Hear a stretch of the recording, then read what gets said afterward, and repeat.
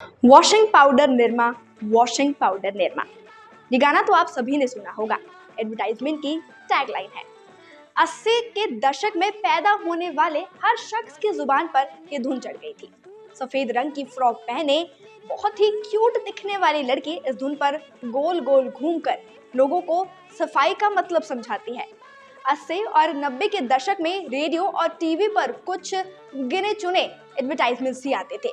बहुत कम लोगों के पास टीवी और रेडियो हुआ करता था, लेकिन इसके बाद भी निरमा के विज्ञापन ने सबका मन मोह लिया था। विज्ञापन तो आपने कभी ना कभी देखा ही होगा, लेकिन निरमा गर्ल की दिल छू लेने वाली कहानी बहुत कम लोगों को पता है। अब आप सोच रहे होंगे कि मैं इस बारे में बात क्यों कर रही हूँ। देखिए, एक बहुत ही इमोशनल सी कहानी है। कैसे एक पिता और पुत्री की इमोशनल कहानी ने भारत के एक बड़े वॉशिंग पाउडर ब्रांड को जन्म दिया था। वॉशिंग पाउडर निरमा भारत का एक जाना माना ब्रांड है। गंदे मैले कपड़ों को चमकाने वाला ये वॉशिंग पाउडर अपने भीतर एक इमोशनल कहानी को समेटे हुए हैं। कहानी की शुरुआत गुजरात से होती है। गुजरात के अहमदाबाद में रहने वाले करसन भाई पटेल ने अपनी बेटी को वापस पाने के लिए इस कंपनी की शुरुआत की थी।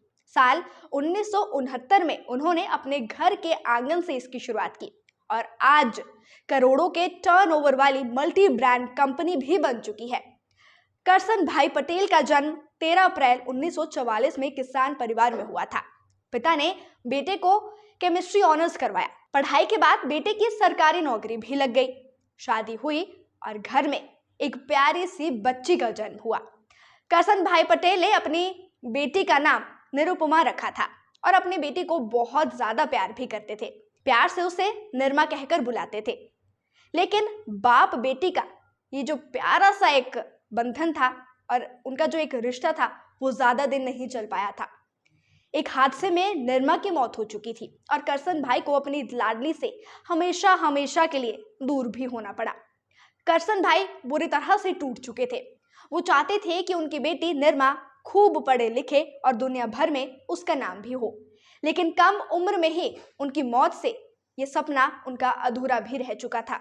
एक दिन अचानक उनके दिमाग में ख्याल आया कि क्यों ना वो अपनी बेटी के नाम से कोई कंपनी शुरू करे ताकि दुनिया भर में लोग निरमा के बारे में जाने। केमिस्ट्री के छात्र करसन भाई ने घर के पीछे वाले आंगन में डिटर्जेंट बनाने का काम शुरू किया। कई बार फेल भी हुए, लेकिन आखिरकार उन्होंने फॉर्मूला निकाल ही लिया।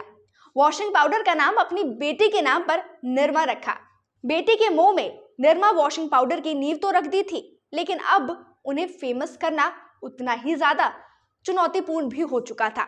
उस वक्त पहले से ही बाजार में दूसरे वॉशिंग पाउडर काफी ज्यादा मशहूर थे। अगर कीमत की बात की जाए तो 15 रुपए प्रति किलोग्राम की थी। उस दौर में हिंदुस्तान लेवर और कुछ विदेशी ब्रांड के सर्फ बिक रहे थे, लेकिन दाम अधिक होने के चलते ये आम लोगों की पहुंच से बाहर हो चुके थे। आम लोग साबुन का इस्तेमाल भी करते थे। करसन भाई ने अपनी सरकारी नौकरी छोड़ दी थी और खुद साइकिल से इसे बेचना फिर शुरू भी कर दिया।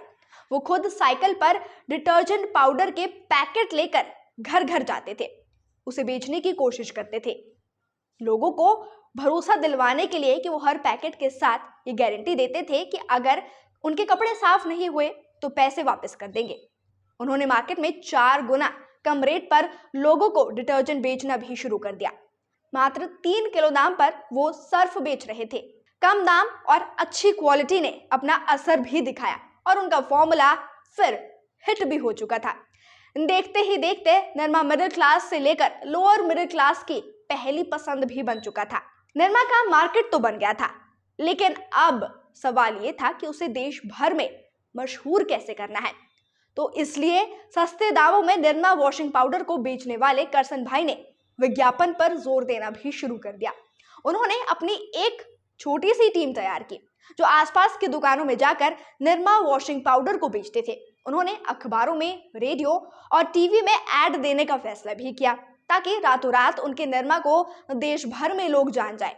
विज्ञापन कंपनी ने दूध सी सफेदे निरमा से आए रंगीन कपड़ा भी खिल जाए, सबकी पसंद निरमा जैसे जिंगल से विज्ञापन लॉन्च किया।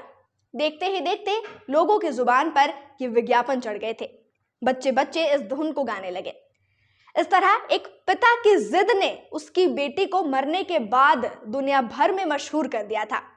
साल 1995 में उन्होंने निरमा को अलग पहचान देने के लिए अहमदाबाद में निरमा इंस्टीट्यूट ऑफ टेक्नोलॉजी की स्थापना भी की।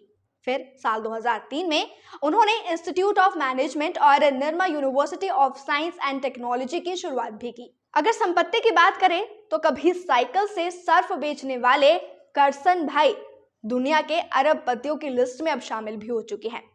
उनकी संपत्ति 4 अरब डॉलर से अधिक भी हो चुकी है।